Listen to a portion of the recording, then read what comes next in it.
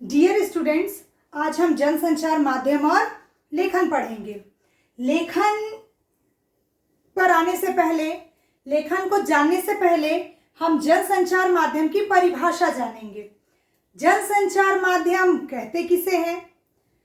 तो इसका उत्तर होगा कि जब भी हम किसी समूह के साथ प्रत्यक्ष संवाद करने की बजाय किसी यांत्रिक माध्यम या फिर लेखन माध्यम से संवाद स्थापित करते हैं, वह माध्यम जनसंचार माध्यम कहलाता है। अब ये यांत्रिक माध्यम क्या होगा? यांत्रिक माध्यम के अंतर्गत रेडियो, टेलीविजन और इंटरनेट आएंगे, और लेखन माध्यम के अंतर्गत समाचार पत्र, पत्रिका। अब हम देखेंगे कि ये जनसंचार के जितने भी माध्यम हैं, चाहे वो समाचार पत्र, पत्रिका हो, रेडियो हो, टेलीविजन हो या फिर इंटरनेट अपनी अपनी जगह पर सभी अपना महत्व रखते हैं। हो सकता है कि किसी को अखबार पढ़ना ज़्यादा पसंद आता हो, किसी को रेडियो पर न्यूज़ सुनना ज़्यादा अच्छा लगता हो, किसी को टीवी में न्यूज़ देख करके उसका आनंद उठाने में मज़ा आता हो, तो किसी को इंटरनेट पर। लेकिन इससे क्या होता है कि अलग अलग लोगों की रुचियां और इच्छाएं हो सकती हैं, अलग अलग पसंद हो सकते हैं, पर उस हिसाब से किसी एक माध्यम को बहुत बेहतर और एक माध्यम को बहुत कमतर साबित नहीं किया जा सकता है। अखबार जो है पढ़ने के काम में आता है, तो रेडियो सुनने के काम में और टेलीविजन देखने के काम में। लेकिन जहाँ तक इंटरनेट का सवाल है, उस पर क्या होता है, हम न्यूज़ पढ़ भी सकते हैं, सुन भी सकते हैं और देख भी सकते हैं। ये तीनों काम हम इंटरनेट में करते हैं। अब हमें ध्यान ये देना है कि जनसंचार के जितने भी माध्यम हैं, उन सब में अगर कुछ खूबियां हैं तो कुछ कमियां भी हैं। जैसे कि अगर हम अखबार को लेते हैं, समाचार पत्र, पत्रिका को लेते हैं, तो हम उसमें खूबी क्या देखेंगे कि छपा हुआ माध्यम होने के कारण ये स्थायित्व रहता है, यानी इसे लंबे समय तक सुरक्षित रखा जा सकता है। जहाँ तक रेडियो की बात है, तो उसमें हम क्या देखेंगे कि और रेडियो में क्या होता है, न्यूज़ को सुन करके लोगों को उन्मुक्तता का एहसास होता है। उन्मुक्तता मतलब आज़ादी का एहसास होता है। टेलीविज़न को देखें तो तुरंत घटी घटनाओं को क्या करते हैं, टेलीविज़न पर प्रस्तुत करके लोग देखते, प्रस्तुत किया जाता है, जिससे देख करके लोगों में रोचकता आती है। और इंटरनेट के विषय में कहें तो इंटरनेट तो अंतरक्रियात्मकता यानी इंटरैक्टिविटी और सूचनाओं का एक ऐसा विशाल भंडार है कि कोई एक बटन हमने क्लिक किया कि हम तुरंत सूचनाओं के सागर में प्रवेश पा जाते हैं। प्राय हम देखते हैं कि अगर किसी भी शब्द का अर्थ हमें पता नहीं हो, तो बस देरी किस बात की है, उस शब्द को साइट पर जा करके बस हमने लिखा, बटन क्लिक किया कि तुरंत उसका मतलब हमें पता चल गया। आजकल तो क्या है, किसी भी मेडिसिन का नाम अगर हम उसमें डालते हैं, वहां पर क्लिक करते हैं, वो मेडिसिन किस बीमारी में ली जाती है, किन किन चीज़ों से बनी है, उसका कितना डोज लेना चाहिए, इन सब की जानकारी वहां पर दी हुई रहती है। तो कहा जाए कि जनसंचार के अलग अलग माध्यम होते हुए भी किसी भी एक माध्यम का प्रभाव या प्रसार कम नहीं हुआ है, बल्कि लगातार सभी का प्रभाव और प्रसार बढ़ता ही जा रहा है। जनसंचार के सभी माध्यमों का विस्तार और विकास हो रहा है। अब हम पढ़ेंगे प्रिंट मीडिया। जनसंचार माध्यम के अंतर्गत जो मैंने यांत्रिक माध्यम बताया, जिसमें हमारा था रेडियो, टेलीविजन और इंटरनेट, और लेखन माध्यम के अंतर्गत था प्रिंट मीडिया। तो आप अभी हम पढ़ेंगे प्रिंट मीडिया। एक बात आप ध्यान में रखोगे कि प्रिंट मीडिया का एक अन्य नाम मुद्रित माध्यम भी है। प्रिंट मीडिया को मुद्रित माध्यम के नाम से भी जाना जाता है। सबसे ध्यान देने की बात है कि जनसंचार जो माध्यम है, उन माध्यमों में प्रिंट मीडिया सबसे पुराना माध्यम है। प्रिंट मीडिया में हम कहें तो जब भी छापाखाना की बात आती है, तो जर्मनी के छापाखाना की बात आते ही छापा खाना की बात आते ही जर्मनी के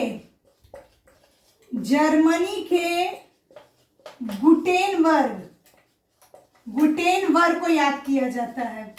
छापा खाने का आविष्कार जर्मनी के गुटेनबर्ग ने ही किया था। पहला छापा खाना भारत में कब और कहाँ खुला था, तो वो ध्यान देंगे आप 1556 ईस्वी में गोवा में खुला था, गोवा में खोला गया था, जो कि मिशनरियों ने धर्म प्रचार के पुस्तक को प्रकाशित करने के लिए खोला था। अब हम प्रिंट मीडिया की विशेषताओं को देखें तो प्रिंट मीडिया की विशेषता अगर हम देखते हैं तो उसकी पहली विशेषता क्या हो जाएगी। प्रिंट मीडिया की विशेषता अगर हम लें तो पहली विशेषता क्या हो जाएगी, लिखित माध्यम होने के कारण इसमें स्थायित्व बना रहता है। यानी स्थायित्व बना रहने का मतलब क्या होता है, वो परमानेंट रहता है। प्रिंट मीडिया होने के कारण, लिखा होने के कारण इसमें स्थायित्व बना रहता है। दूसरी विशेषता इसकी क्या हो जाएगी, पाठक वर्ग अपनी इच्छा और रुचि के अनुसार इसे पढ़ सकता है। क्या होगा, अपनी इच्छा और रुचि के अनुसार इसे पढ़ सकते हैं। तीसरी विशेषता इसे क्या होगी, इसे लंबे समय तक सुरक्षित रखा जा सकता है। लंबे समय तक सुरक्षित रखा जा सकता है। एक बात और ध्यान देने की है कि लिखने में और बोलने में दोनों में बहुत अंतर होता है। क्या हो जाता है कि जब भी हम कुछ बोलते हैं तो उसमें एक स्फूर्तता होती है, एक तेजी होती है। बोलते समय हम व्याकरण का, वर्तनी का उतना ध्यान नहीं रखते हैं, किंतु जब भी हम किसी चीज को लिखते हैं तो क्या करते हैं, उसमें व्याकरण, वर्तनी, इन सब और उसकी भाषा शैली का खास करके ध्यान रखा जाता है। इसकी तीसरी विशेषता, इसकी आगे की विशेषता क्या होगी कि भाषा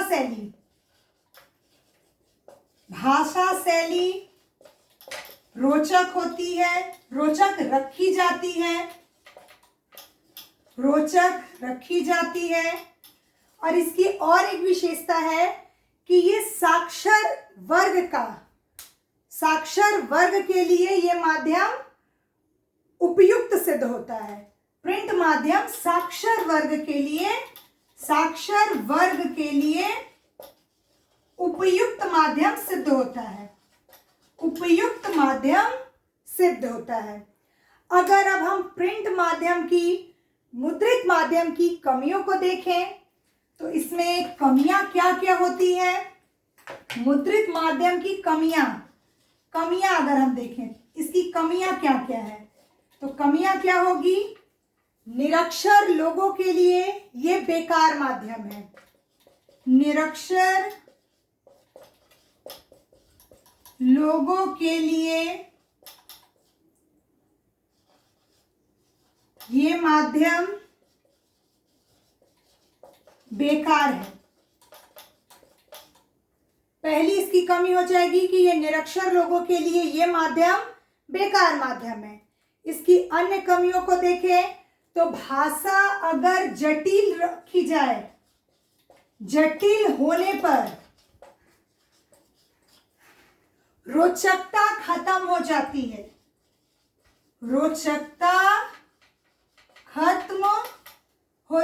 है। अगर इसकी भाषा जटिल हो तो इसकी रोचकता खत्म हो जाती है। अब प्रिंट माध्यम के अंतर्गत हम क्या देखेंगे, कुछ ध्यान रखने योग्य बातें। किन किन बातों पर ज्यादा ध्यान रखना चाहिए प्रिंट माध्यम के अंतर्गत। अच्छा, इसकी एक और कमी मैं बता दूं कि टेलीविजन में तुरंत घटी हुई घटना को दिखाया जाता है, किंतु समाचार पत्र और पत्रिका में उसकी एक अवधि होती है। वो अवधि 24 घंटे की भी हो सकती है और सप्ताह की भी हो सकती है। यानी कि 24 घंटे में एक बार जो पत्र पत्रिका निकलती है वो दैनिक कहलाती है, और जो सप्ताह में एक बार निकलती है वो साप्ताहिक कहलाती है। सप्ताह में एक बार निकलने वाली पत्रिका साप्ताहिक, और 24 घंटे में एक बार निकलने वाली पत्रिका दैनिक कहलाती है। तो समाचार पत्र पत्रिका का जो लेखक होता है, लिखने वाला होता है, वो तुरंत घटी हुई घटनाओं को तुरंत ही नहीं दिखा सकता है, 24 घंटे में एक बार वो दिखाएगा, जो कि दैनिक पत्र पत्रिका के माध्यम से होगा, और साप्ताहिक में हो जाएगा कि सप्ताह में एक बार, उसकी एक अवधि निश्चित होती है। अब समाचार पत्र पत्रिका में कुछ ध्यान रखने योग्य क्या बातें होती हैं वो आप ध्यान दीजिएगा। स्पेस, जगह, समाचार पत्र का जो स्पेस होता है, स्पेस सीमित होता है, स्पेस सीमित होता है। कहने का मतलब है कि किसी अखबार का संपादक अगर किसी व्यक्ति को 250 शब्द का फीचर या रिपोर्ट लिखने को कहता है तो एक शब्द भी ज्यादा नहीं होना चाहिए। 250 मतलब 250 शब्द में ही उसे लिखा जाना चाहिए, क्योंकि अखबार का समाचार पत्र में जगह जो होता है वो सीमित होता है, असीमित नहीं रहता है। दूसरी महत्वपूर्ण बात, भाषा जो है सरल, सहज और बोधगम्य होनी चाहिए। बोधगम्य, भाषा सरल, सहज और बोधगम्य होनी चाहिए, यानी कि समझ में आ सके लोगों को। तीसरी बात क्या हो जाएगा, भाषा शैली जो है, शैली सरल होनी चाहिए, साथ ही साथ रोचकता होनी चाहिए, रोचकता होनी चाहिए, क्योंकि अगर ये सारी चीजें रहेंगी तो समाचार पत्र पढ़ने में लोगों को आनंद की अनुभूति होगी। इसके अगले अंश के बारे में हम अगली क्लास में पढ़ेंगे। धन्यवाद।